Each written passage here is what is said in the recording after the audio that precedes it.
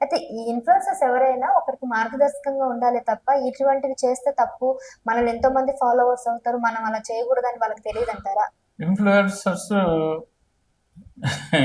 ఎట్లా ఉందంటే, మీరు మా మూలాలను నాశనం చేయకుండా ఎక్కడో చిగురులో ఉన్న చిన్న కొమ్మ ఆకుని తెంపేసేసి నేను చేస్తా అంటే ఎట్లా? దానికి బెట్టింగ్ యాప్స్ లైసెన్స్ ఎందుకు ఇస్తున్నారు? ఎగ్జాక్ట్‌లీ. బెట్టింగ్ యాప్ చేయడానికి లైసెన్స్ ఎవరు ఇస్తున్నారు? వీళ్ళు ఏమంటున్నారు?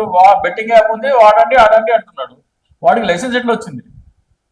లైసెన్స్‌లతోని ఉండదు కదా! ఇది ల- ఆన్‌లైన్‌లో ఆన్లైన్ జరిగేవన్నీ. ఆన్లైన్ వాడికి ఇప్పుడు లైసెన్స్, అవును, ఆన్లైన్ డబ్బు. ఇప్పుడు క్రైమ్ జరుగుతుంటాయి ఆన్‌లైన్‌లో.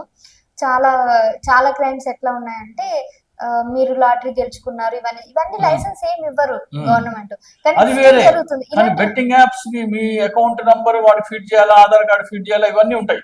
ఆ! మీరు ఆడేటప్పుడు మీ బ్యాంక్ అకౌంట్ లో డబ్బులు ఉండాలా, వాడికి ట్రాన్స్ఫర్ చేయాలా, హ్మ్. ఇవన్నీ ఉంటాయి. సో ఇవన్నిటికి ఆ యాప్ ని తయారు చేస్తుండేందుకు మీరు అరెస్ట్ చేయట్లేదు.